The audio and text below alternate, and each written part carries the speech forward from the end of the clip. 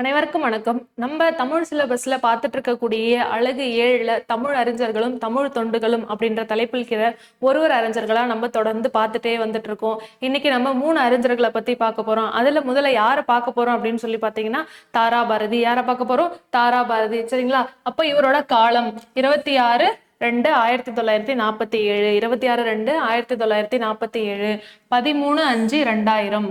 சரிங்களா? 13/5/2000. அப்ப காலம் என்னது? 1947 இருந்து 2000 அப்படின்னு ஞாபகம் வச்சுக்கோங்க, நோட் பண்ணி வச்சுக்கோங்க.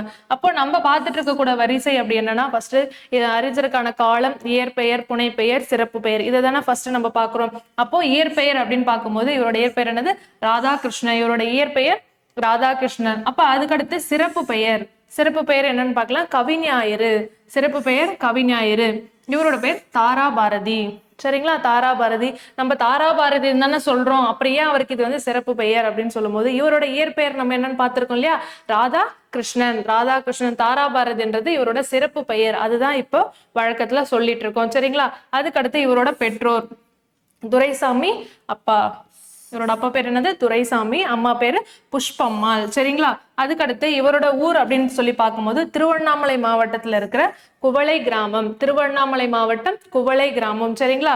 அதுக்கடுத்து இவரோட நூல்கள்லாம் நம்ம பார்க்கலாம். அதுக்கடுத்து அவரோட நூல்கள் புதிய விடியல்கள் என்னன்னு சொல்லி பார்க்கிறோம். புதிய விடியல்கள். அடுத்து விரல் நுனி வெளிச்சங்கள். அடுத்து விரல் நுனி வெளிச்சங்கள். பூமியை திறக்கும் பொன்சாவி. பூமியை திறக்கும் பொன்சாவி அப்படின்னு சொல்லி பார்க்கிறோம். அதுக்கடுத்து இன்னொரு சிகரம். என்னன்னு சொல்லி பார்க்கிறோம்.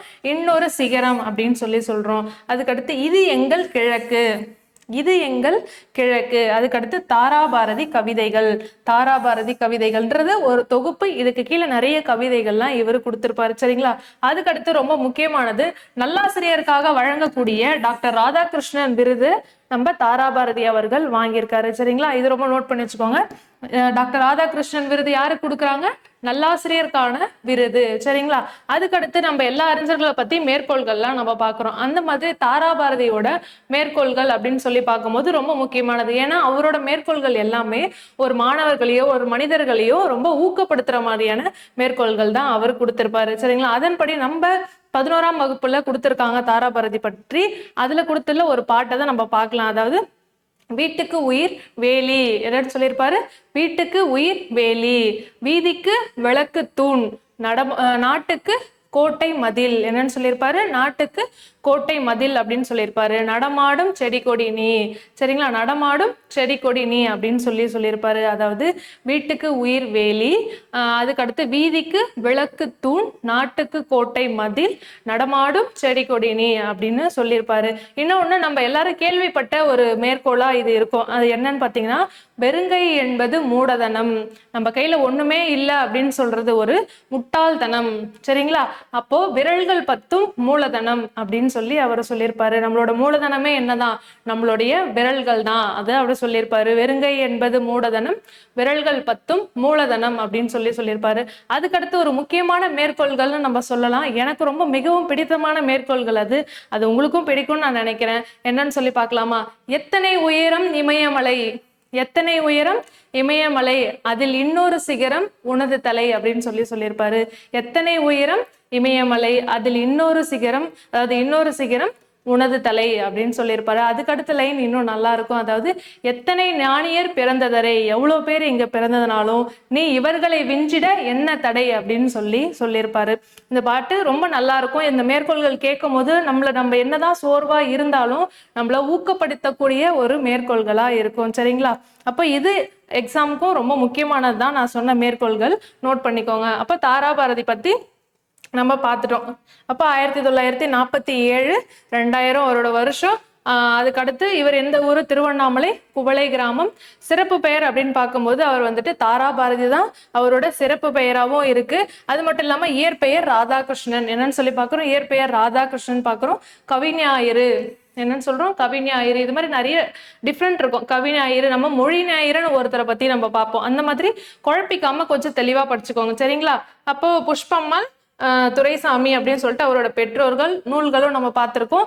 அவரோட விருது வாங்கினது நல்லாசிரியருக்கான டாக்டர் ராதாகிருஷ்ணன் விருது வாங்கியிருக்காரு. சரிங்களா? அதுக்கடுத்து நம்ம யாரை பார்க்க போறோம் அப்படின்னு சொல்லி பார்த்தா முடியரசன். அதுக்கடுத்த கவிஞர் யாரு? முடியரசன். இவரோட காலம் அப்படின்னு பாத்தீங்கன்னா 7/10/1920, 7/10/1920, 3/12/1998, 3/12/1998. அப்போ 1920ல இருந்து 1998 வரைக்கும் வாழ்ந்திருக்காரு. சரிங்களா? அதுக்கடுத்து இவரோட இயற்பெயர் துரைராசு. இயற்பெயர் துரைராசு. சரிங்களா? அப்போ இவருக்கு முடியரசன் சொல்லி யாரு பட்டம் கொடுத்திருப்பாரு அப்படின்னு சொல்லி பாத்தீங்கன்னா நம்ம குன்றக்குடி அடிகளார். யாரு? குன்றக்குடி அடிகளார். நோட் பண்ணி வச்சுக்கோங்க. இது கொஸ்டினா கேட்டிருக்காங்க. துரைராசுக்கு முடியரசு பட்டம் கொடுத்தவர் யார்? அப்போ குன்றக்குடி அடிகளார். சரிங்களா? அதுக்கடுத்து இவரோட சிறப்பு பெயர்கள் என்னன்னு பார்க்கும்போது திராவிட நாட்டின் வானம்பாடி அப்படின்னு சொல்லி அழைக்கிறாங்க. என்னன்னு சொல்றாங்க? திராவிட நாட்டின் வானம்பாடி. அதுக்கடுத்து கவியரசு. நம்ம இன்னொன்னு சொல்லுவோம் கவியரசு கண்ணதாசன் அப்படின்னு சொல்லுவோம். உங்களுக்கு கேள்வியில ஆப்ஷன் எப்படி கொடுக்குறாங்கன்னு பாருங்க. கவியரசு அப்படின்னு சொல்லிட்டு ஆப்ஷன்ல முடியரசன் இருந்தா போடுங்க, இல்ல கண்ணதாசன் இருந்தா கண்ணதாசன் போடுங்க. சரிங்களா? அதுக்கடுத்து பெற்றோர் சுப்பராயலு. பெற்றோர் யாரு? அப்பா பேரு சுப்பராயலு, சீதா லட்சுமி அம்மா பேரு. சரிங்களா? இவரோட ஊர் அப்படின்னு சொல்லி பார்க்கும்போது தேனி மாவட்டம். பெரிய குள கிராமம். தேனி மாவட்டம் பெரிய குளம் கிராமம் தான் இவரோட ஊர். அதுக்கடுத்து இவரோட நூல்கள் நம்ம முக்கியமா பாக்குறோம் இல்லையா? இதுல வீரகாவியம் அப்படின்ற நூல் தமிழ் வளர்ச்சித்துறையினால பரிசு பெற்ற நூலா இருக்கும். தமிழ் வளர்ச்சித்துறையினால பரிசு பெற்ற நூல் வீரகாவியம். ரொம்ப முக்கியமான நூல். சரிங்களா? அதுக்கடுத்து காவிய பாவை. அதுக்கடுத்து என்னது? காவிய பாவை. அத மாதிரி புதியதோர் விதி செய்வம். அதுக்கடுத்த நூல் என்னது? புதியதோர் விதி செய்வம். இந்த நூலும் ரொம்ப முக்கியமானதுதான். பூங்கொடி. என்னன்னு சொல்லி பாக்குறோம்? பூங்கொடி. இது வந்துட்டு 1966ல தமிழக அரசு பரிசு பெற்ற நூலா இருக்கு. தமிழக அரசு பரிசு பெற்ற நூல் அப்படின்னு சொல்லி கேள்வியும் கேட்டிருக்காங்க. அது என்ன கேள்வி? பூங்கொடி. அந்த நூல் தான் பூங்கொடி. அப்போ இந்த ரெண்டு நூலும் ரொம்ப முக்கியமானது. வீரகாவியம் தமிழ் வளர்ச்சித்துறையினால பரிசு பெற்ற நூல்.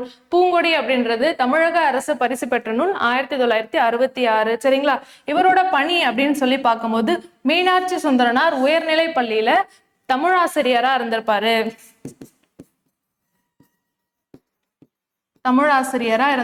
மீனாட்சி சுந்தரனார் உயர்நிலைப்பள்ளி எங்க இருக்கு? காரைக்குடி. சரிங்களா? மீனாட்சி சுந்தரனார் உயர்நிலைப்பள்ளி காரைக்குடி. அப்போ இவருக்கு முடியரசன் பட்டம் கொடுத்தது யாரு? குன்றக்குடி அடிகளார். முடியரசன் பட்டம் கொடுத்தது யாரு? குன்றக்குடி அடிகளார். சரிங்களா? அப்போ நம்ம இவரை பத்தி அப்படியே ஒரு கிளான்ஸ் பார்த்துக்கலாம். முடியரசன். இயற்பெயர் துரைராசு. இவருக்கு குன்றக்குடி அடிகளார் தான் முடியரசன் அப்படின்னு சொல்லி பட்டம் கொடுத்திருப்பாரு. 1920ல இருந்து 1998 அவரோட காலம். இவரோட சிறப்பு பெயர் அப்படின்னு பார்க்கும்போது திராவிட நாட்டின் வானம்பாடி அப்படின்னு சொல்லி சொல்றாங்க. இன்னொன்னு கவியரசு. சரிங்களா? அப்பா பேரு சுப்பராயலு, அம்மா பேரு சீதா லட்சுமி. இவர் எந்த மாவட்டத்தை சேர்ந்தது? அதாவது தேனி மாவட்டம் பெரிய குள கிராமம் இவர் சேர்ந்தவர். சரிங்களா? அதுக்கு அடுத்து அதே மாதிரி நூல்கள் வீரகாவியம், காவிய பாவை, புதியதோர் விதி செய்வம், பூங்கொடி. இந்த ரெண்டு நூலும் முக்கியமா ஞாபகம் வச்சுக்கோங்க. அதுக்கப்புறம் இவர் மீனாட்சி சுந்தரனார் உயர்நிலை பள்ளியில தமிழாசிரியரா இவர் பணியாற்றியிருக்காரு. சரிங்களா? அப்போ அடுத்த கவிஞரை பார்க்கலாமா? அதாவது டி.கே. சிதம்பரனார். டிகேசி அப்படின்னு சொல்லுவோம். டி.கே. சிதம்பரனார். இவருடைய காலம் அப்படின்னு சொல்லி நம்ம பார்க்கும்போது 1882ல இருந்து 1954 வரைக்கும் இவருடைய காலம். அப்போ இவரோட சிறப்பு பெயர் அப்படின்னு சொல்லி ரசிகமணி அப்படின்னு சொல்லி பட்டம் பெற்றிருப்பாரு. இவர் என்னன்னு பெற்றிருப்பாரு? ரசிகமணி அப்படின்னு சொல்லியிருப்பாங்க. அதுக்கடுத்து குற்றால முனிவர் அப்படின்னு சொல்லி இவரை சொல்றாங்க. ரசிகமணி, குற்றால முனிவர், தமிழிசை காவலர். அடுத்து என்னது? தமிழிசை காவலர். அதே மாதிரி வளர்த்தமிழ் ஆர்வலர் அப்படின்னு சொல்றாங்க. கடித இலக்கியத்தின் முன்னோடி. அப்போ எத்தனை சிறப்பு பெயர்கள் இருக்குன்னு பாருங்க. எதை வேணா நமக்கு கேள்வியா கேட்கலாம். இதுல ரசிகமணி அப்படின்றது கேள்வியா கேட்டிருக்காங்க. சரிங்களா? ரசிகமணி, குற்றால முனிவர், தமிழிசை காவலர், வளர்த்தமிழ் ஆர்வலர், கடித இலக்கியத்தின் முன்னோடி. அப்போ இத்தனை சிறப்பு பெயர்கள்லாம் இவருக்கு இருக்கு. அதுக்கடுத்து இவரோட சிறப்புன்னு நம்ம பார்க்கும்போது வட்டத்தொட்டி அப்படின்னு சொல்றாங்க. வட்டத்தொட்டின்னு சொல்றாங்க. இலக்கிய அமைப்பு. அதுக்கப்புறம் இவரோட பணிகள் அப்படின்னு நம்ம பாக்குறோம். இதுமே ஒரு கேள்விதான். என்னன்னு கொடுத்திருந்தாங்கன்னா, இப்ப கடந்த குரூப் 4 எக்ஸாம்ல டிகேசி வந்துட்டு வழக்கறிஞர், தமிழறிஞர், ஆசிரியர் அப்படின்னு கொடுத்திருந்தாங்க. இவர் ஆசிரியர் கிடையாது, வழக்கறிஞர், தமிழறிஞர். சரிங்களா? அப்ப இதையும் நோட் பண்ணி வச்சுக்கோங்க. அப்ப நம்ம மாத்தி ஆசிரியராகவும் இவர் இருந்திருக்கிறதுக்கு வாய்ப்பு இருக்குன்னு சொல்லி தவறான விடையை நீங்க போடக்கூடாது. வழக்கறிஞரா இருந்திருக்காரு, தமிழறிஞரா இருந்திருக்காரு, அந்த மாதிரி சட்டமன்ற மேலவை உறுப்பினரா இவர் இருந்திருக்காரு.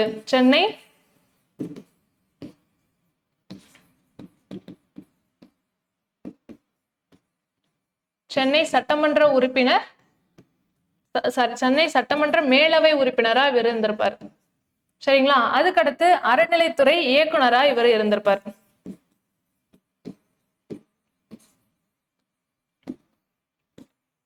அறநிலைத்துறை இயக்குனரா இவர் இருந்திருப்பாரு. சரிங்களா? அப்போ இவரோட பணிகள் சென்னை சட்டமன்ற மேலவை உறுப்பினர், அறநிலைத்துறை இயக்குனரா இருந்திருப்பாரு. அதே மாதிரி வழக்கறிஞர், தமிழறிஞராகவும் இவர் இருந்திருப்பாரு. அப்புறம் அடுத்து இவரோட நூல்கள் என்னன்னு சொல்லி பார்க்கும்போது இதய ஒளி, என்னன்னு சொல்லி பார்க்கிறோம், இதய ஒளி. கம்பர் யார்? இவர் கம்பராமாயணத்துல ரொம்ப ஈடுபாடு கொண்டு இருந்திருப்பாரு. அற்புத ரசம். கம்பர் யார்? அற்புத ரசம். கம்பர் தரும் காட்சிகள். அடுத்த நூல் என்னது? கம்பர் தரும் காட்சிகள். சரிங்களா? இதெல்லாம் இவரோட நூல். அது மாதிரி இவர் என்னென்ன நூல்லாம் பதிப்பாசிரியரா இவர் இருந்திருக்காரு அப்படின்னு சொல்லி பார்க்கும்போது கம்பர் தரும் ராமாயணம், என்னது? கம்பர் தரும் ராமாயணம் அப்படின்ற நூலுக்கும் முத்தொள்ளாயிரம் அப்படின்ற நூலுக்கும் இவர் என்னவா இருந்திருப்பாரு? பதிப்பாசிரியரா இவர் இருந்திருப்பாரு. அப்போ நீங்க வித்தியாசத்தை புரிஞ்சுக்கணும். அவர் எந்தெந்த நூல்கள்லாம் ஏற்றியிருக்காரு, எந்தெந்த நூல்களுக்கு அவர் பதிப்பாசிரியரா இருந்திருக்காரு அப்படின்னு சொல்லி வித்தியாசத்தை தெரிஞ்சுக்கோங்க. அதுக்கப்புறம் அவரை பெருமை பற்றி சொல்லக்கூடிய ஒரு மேற்கோள்கள் அப்படின்னு சொல்லி பார்க்கும்போது மாந்தருள் ஒரு அன்னப்பறவை. என்னன்னு சொல்றாங்க? மாந்தருள் ஒரு அன்னப்பறவை அப்படின்னு யார் சொல்றாங்கன்னா கி. ராஜ நாராயணன். இது ரொம்ப முக்கியமான ஒண்ணு. கி. ராஜ நாராயணன் அப்படின்னு சொல்லி மாந்தருள் ஒரு அன்னப்பறவை அப்படின்ற நூல்ல யாரை பத்தி சொல்லியிருப்பாங்க? டிகேசி பத்தி இவர் சொல்லியிருப்பாரு. சரிங்களா? இதுவும் முக்கியமானது, நோட் பண்ணி வச்சுக்கோங்க. அப்போ மாந்தருள் ஒரு அன்னப்பறவை யார் சொல்லியிருக்காரு? ராஜநாராயணன் டிகேசி பத்தி சொல்லியிருக்காரு. அப்ப இவரோட ஒரு கிளான்ஸ் பார்த்துருவோமா? அப்போ டி.கே. சிதம்பரனார் இவரோட ஊருன்னு பார்க்கும்போது திருநெல்வேலி. இதையும் நோட் பண்ணிக்கோங்க. இவர் ஊர் வந்துட்டு திருநெல்வேலி. அப்போ இவரோட காலம் 1882 1954. இவரோட சிறப்பு பெயர்னு பார்க்கும்போது ரசிகமணி, குற்றால முனிவர், தமிழிசை காவலர், வளர்த்தமிழ் ஆர்வலர், கடித இயக்கத்தின் முன்னோடி அப்படின்னு சொல்றாங்க. இவரோட ஊருன்னு பார்க்கும்போது திருநெல்வேலி. சரிங்களா? அதுக்கடுத்து இவரோட சிறப்பு வட்டத்தொட்டி அப்படின்னு சொல்லி சொல்றாங்க. அதுக்கடுத்து இலக்கிய அமைப்பு. இவரோட பணிகள்னு நம்ம பார்க்கும்போது வழக்கறிஞரா இருந்திருக்காரு, தமிழறிஞரா இருந்திருக்காரு. அடுத்து சென்னை சட்டமன்ற மேலவை உறுப்பினர், அறநிலைத்துறை இயக்குனரா இவர் இருந்திருக்காரு. நூல்கள்னு பார்க்கும்போது இவர் இயற்றியது இதய ஒளி, கம்பர் யார், அற்புதரசம், கம்பர் தரும் காட்சிகள். அதுக்கடுத்து இவர் பதிப்பாசிரியரா எந்தெந்த நூலுக்கெல்லாம் இருந்திருக்காருன்னா கம்பர் தரும் ராமாயணம், அடுத்து முத்தொள்ளாயிரம். சரிங்களா? இந்த 2 நூலுக்கும் அவர் பதிப்பாசிரியரா இருந்திருக்காரு. அடுத்து ரொம்ப முக்கியமானது மாந்தருள் ஒரு அன்னப்பறவை அப்படின்னு சொல்லி கி. ராஜநாராயணன் அவர் வந்துட்டு டிகேசியை பத்தி எழுதியிருக்காரு. சரிங்களா? அப்போ அடுத்த 3 அறிஞர்களா நம்ம யார் யார் பார்த்திருக்கோம்? தாராபாரதி, முடியரசன், டி.கே. சிதம்பரனார். இந்த 3 அறிஞர்களையும் பார்த்திருக்கோம். இதுக்கப்புறம் வரக்கூடிய வீடியோல இருக்கிற எல்லா அறிஞர்களையும் ஒருத்தரா நம்ம பார்த்திருக்கலாம். அதோட எங்களோட கனெக்டிவா இருங்க. ஏன்னா ஒண்ணா பார்க்கும் போதுதான் உங்களுக்கு தெரியும். அழகு 7 நம்ம முழுமையா முடிச்சு கொடுத்துடலாம். சரிங்களா? அப்போ இந்த மாதிரி டிஎன்பிஎஸ்சி ரிலேட்டடான வீடியோஸ் எல்லாம் உங்களுக்கு வேணும்னா நம்ம JSR IAS அகாடமியை ஃபாலோ பண்ணிக்கோங்க. நன்றி.